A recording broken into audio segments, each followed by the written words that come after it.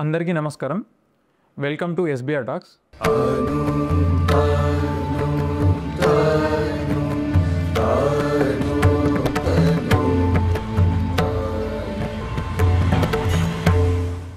JEE mains అనేది నిజంగా ఒక టఫెస్ట్ ఎగ్జామ్.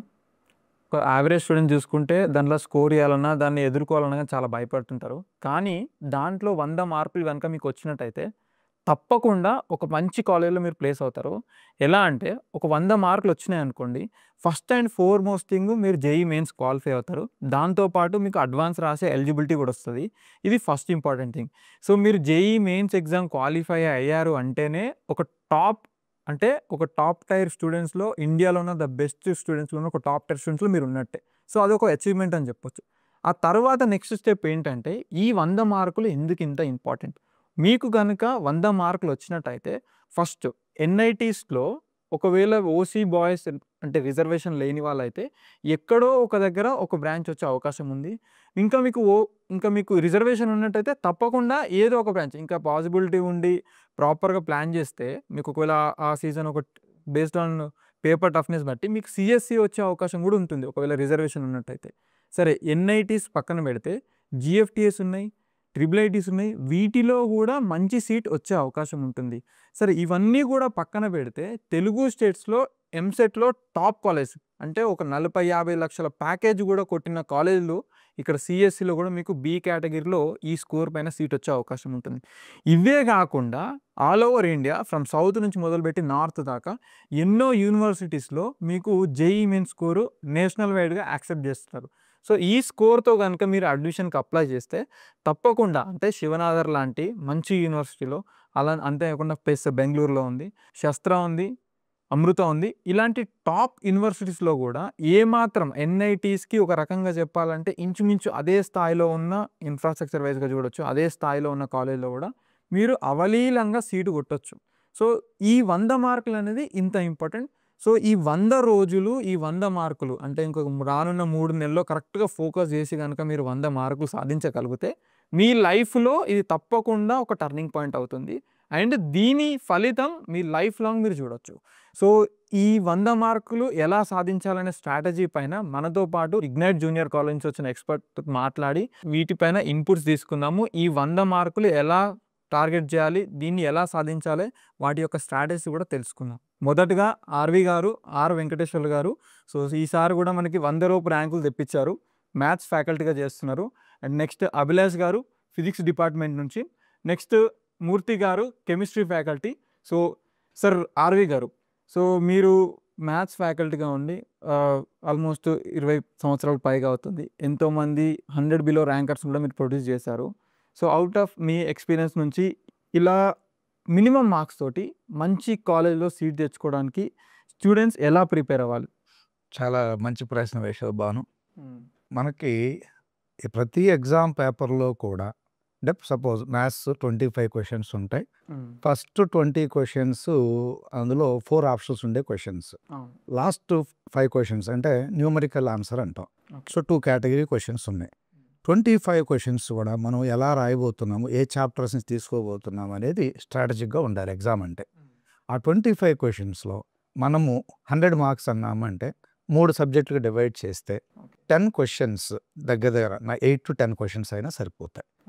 8 to 10 క్వశ్చన్స్ అనేవి ఉన్న 25 క్వశ్చన్స్లో మనకి 3 కేటగిరీస్గా డివైడ్ చేసుకుంటాం. ఈజీ క్వశ్చన్స్ ఎన్ని ఉంటాయి, మోడరేట్ ఎన్ని ఉంటాయి, డిఫికల్ట్ ఎన్ని ఉంటాయి. అవి దాదాపు ఈక్వల్ ఉంటాయి. ఒకవేళ ఈజీ మోడరేట్, నేను క్వశ్చన్ ఈజీ అన్నాను అనుకో, స్టూడెంట్ అది మోడరేట్ అనొచ్చు, డిఫికల్ట్ అనొచ్చు. On average easy to moderate questions ఎన్ని ఉంటాయంటే 15 క్వశ్చన్స్ వరకు ఉంటాయి. ఒక 10 క్వశ్చన్స్ అంతకంటే తక్కువే వెరీ డిఫికల్ట్ కానీ ఉంటాయి.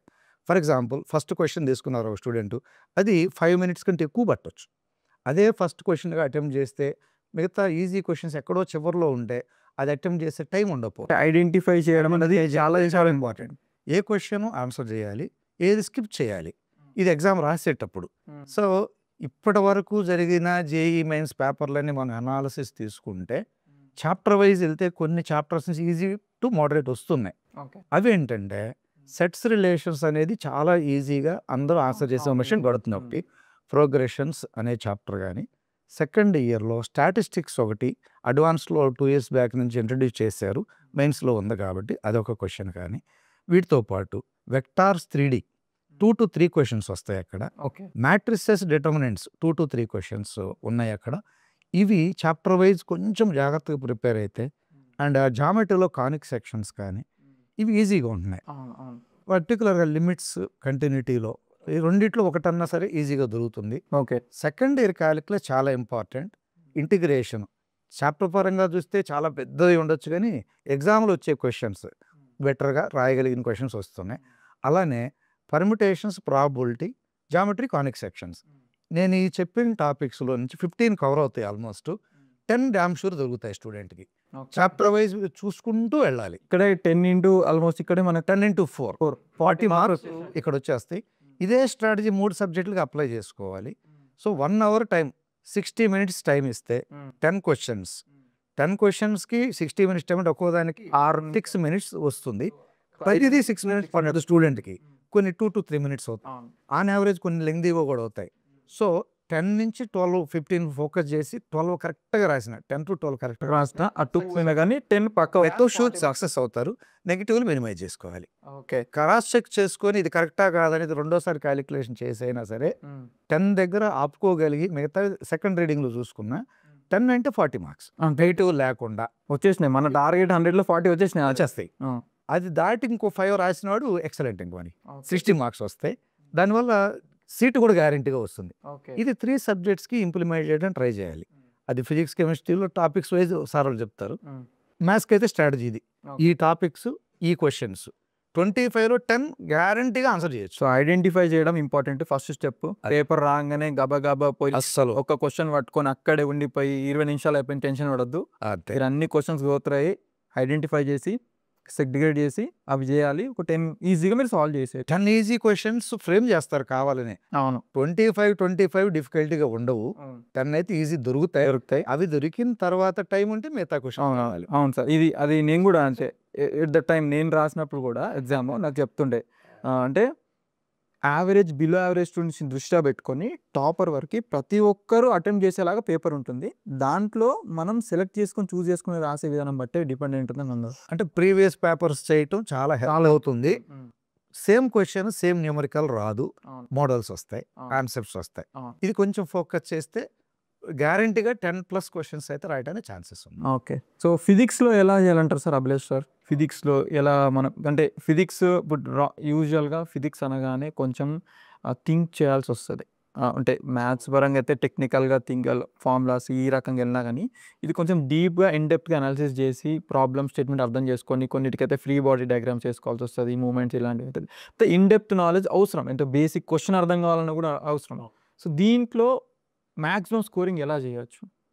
సో ఫిజిక్స్కి వచ్చేసరికి మనకి అరౌండ్ 30 చాప్టర్స్ ఉంటాయి. సో ఈ 30 చాప్టర్స్ నుంచి ఒక కొంచెం పించ్ ఆఫ్ అవేర్నెస్తో మనం కొన్ని చాప్టర్స్ సెలెక్ట్ చేసుకుంటే ఏవి ఎక్కువ లాజికల్ థింకింగ్ లేకుండా, ఎక్కువ అండర్స్టాండింగ్ ఎబిలిటీస్ లేకపోయినా సరే, అంటే కొంత ఫార్ములా నాలెడ్జ్ పెట్టుకొని కొన్ని మోడల్స్ అవేర్నెస్ ఉంటే చాలు. సో అలాంటివి ఫస్ట్ మనం సెలెక్ట్ చేసుకొని కొన్ని చాప్టర్స్, అంటే ఎలా అంటే మోడర్న్ ఫిజిక్స్ సెకండ్ ఇయర్లో మోడర్న్ ఫిజిక్స్ టాపిక్స్ ఉన్నాయి. Okay. So we have atoms కానీ, nuclei, dual nature of radiation and matter కానీ, సెమీ కండక్టర్స్ కానీ, ఇవన్నీ ఈజీ చాప్టర్స్. సో దాంట్లో మనకి ఫార్ములా బేస్డ్ క్వశ్చన్సే ఎక్కువ ఉంటాయి. సో ఫస్ట్ అంటే దీంట్లో లాజికల్ క్వశ్చన్స్ అనేవి చాలా తక్కువ. మనం అడ్వాన్స్ లెవెల్లోకి వెళ్తే లాజికల్ క్వశ్చన్స్ వస్తాయి. సో ఇట్లా సెకండ్ ఇయర్లో ఈ ఒక 4 చాప్టర్స్. ఫస్ట్ ఇయర్ సిలబస్లో units and dimensions, motion in a straight line, motion in a plane, అంటే ఈ టాపిక్స్ అనేవి వాళ్ళు 8th 9th 10th నుంచే కొంత అవేర్నెస్ ఉంటుంది. సో వాళ్ళకి ఈజీగా ఫీల్ అవుతారు. ఓకే. సో ఈ ఒక 3 చాప్టర్స్. హీట్లో ఒక 3 చాప్టర్స్ ఉన్నాయి. థర్మోడైనమిక్స్ ఒకటి, కొంతమంది లైక్ దిల్ ఫీల్ టఫ్, అదొకటి వదిలేసి మిగతా 3 చాప్టర్స్ కొంత ఈజీగానే ఉంటాయి. సో ఇట్లా మనం ఒక 10 చాప్టర్స్, ఈ 10 చాప్టర్స్ పట్టుకుంటే లాజికల్ థింకింగ్ అంతే ఎక్కువ అవసరం లేదు. అండ్ ఈ చాప్టర్స్ కాకుండా కొంతమంది స్టూడెంట్స్కి even though they are average students, average కానీ కొంత బిలో యావరేజ్ స్టూడెంట్స్కి అయినా కొన్ని చాప్టర్స్ మీద ఇంట్రెస్ట్ ఉంటుంది. సో ఈ 10 చాప్టర్స్తో పాటు ఇంకొక 5 చాప్టర్స్ యాడ్ చేసుకోగలిగితే అవుట్ ఆఫ్ 30 ఒక 15 చాప్టర్స్ మనకి పైలప్ అవుతాయి. ఈ 15 చాప్టర్స్ని మనం థరోగా ఒక స్ట్రాటజీతో ప్రిపేర్ అయితే first formula knowledge, theory knowledge, okay. తర్వాత ఫార్ములా నాలెడ్జ్ ఇవంతా పక్కాగా అయిన తర్వాత ప్రాబ్లమ్స్ ప్రాక్టీస్ చేసుకోవడం, పీవైక్యూస్ ప్రాక్టీస్ చేసుకోవడం. సో ఈ 15 చాప్టర్స్లో వాళ్ళు కొంత ఎక్స్పర్టైజ్ అవుతారు.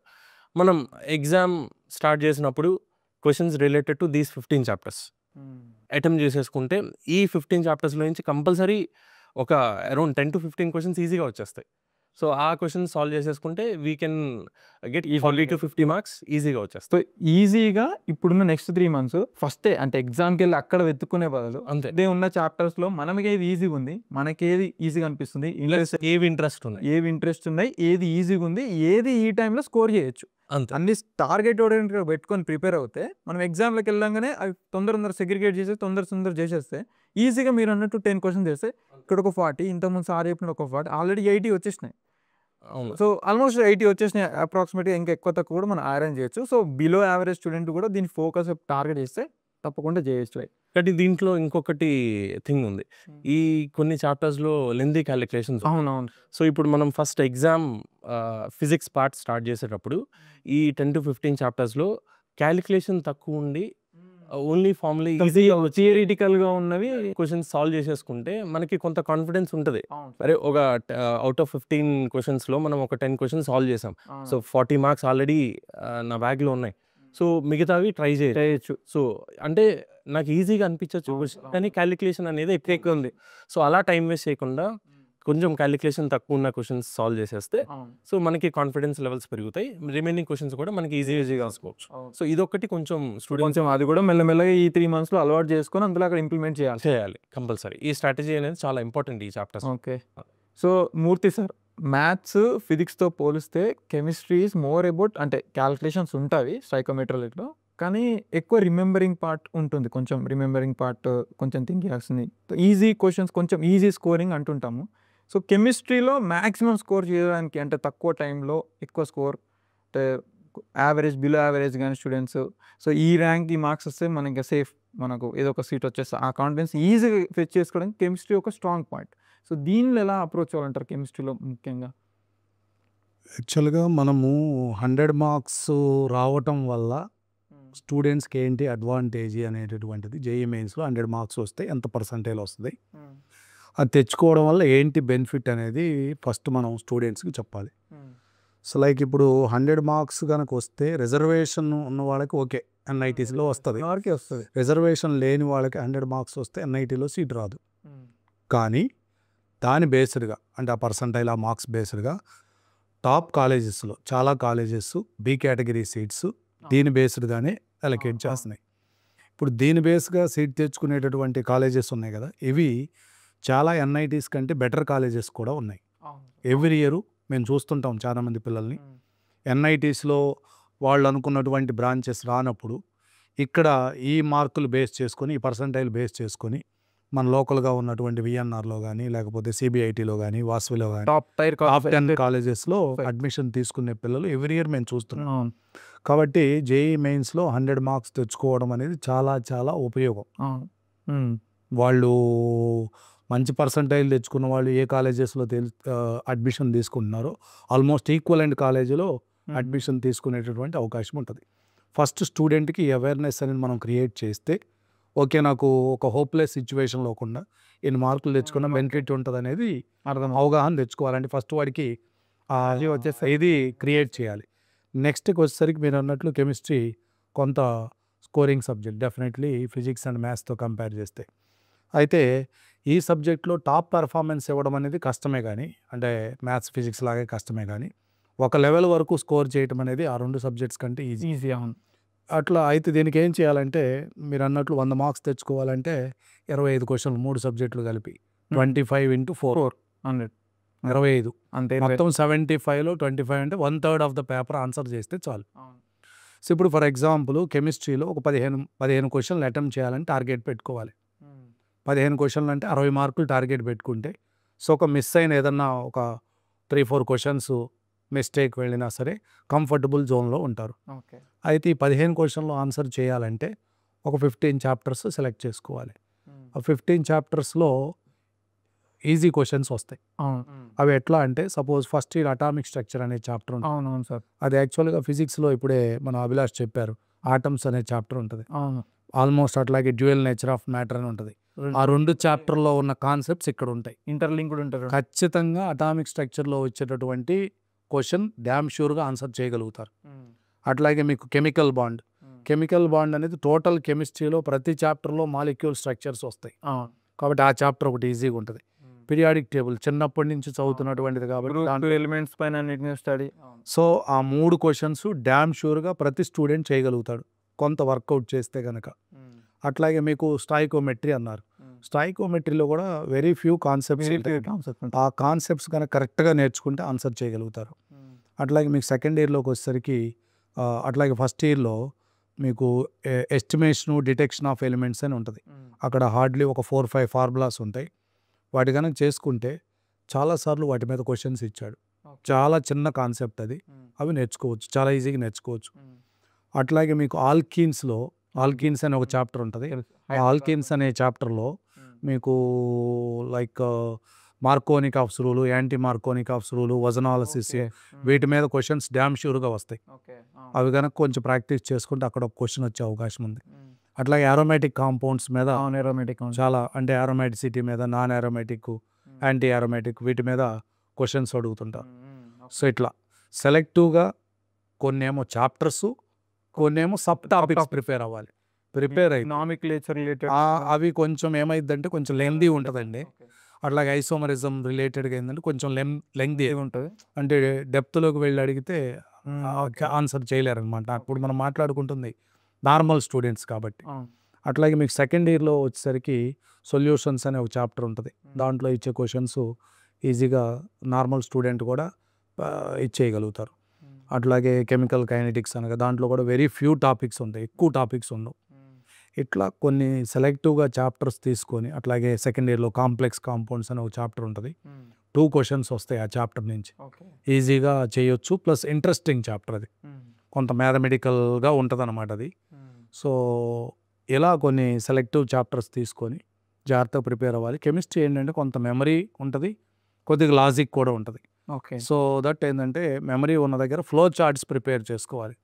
ఓకే, దీనికి కనెక్షన్ ఏంటి, ఆ ఫార్ములాస్ అన్ని ఒక పేపర్ మీద రాసుకొని ఆ కాన్సెప్ట్స్ని ఒకదానికొకటి కనెక్ట్ చేసుకొని ఫ్లో చార్ట్స్ కనుక రెడీ చేసుకుంటే ఈజీగా చేయవచ్చు. అట్లాగే ఇనార్గానిక్ కెమిస్ట్రీలో కూడా అంటే ఇప్పుడు చాలా సిలబస్ తగ్గించారు ఇనార్గానిక్, కానీ చాప్టర్ వెయిటేజ్లో 1/3 ఆఫ్ క్వశ్చన్స్ ఇనార్గానిక్ నుంచి ఇస్తున్నారు.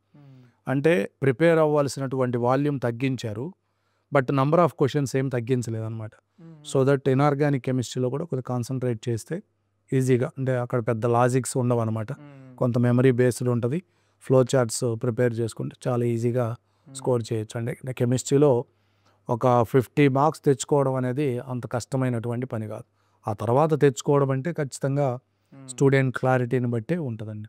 ఓకే, సో ఇది ఓవరాల్గా ఒక 1/3 ఆఫ్ ది టోటల్ మార్క్స్, అంటే 100 మార్క్స్ తెచ్చుకోవడం వల్ల మీరు యావరేజ్, బిలో యావరేజ్ స్టూడెంట్ ఉన్నప్పటికీ, అంటే ఒక మోస్తాది కాలేజ్ కాకపోతే మంచి కాలేజ్, అంటే ఎంసెట్లో అంటే మన స్టేట్ లెవెల్లో చూస్తే top tier college, EAMCET college వస్తాయి.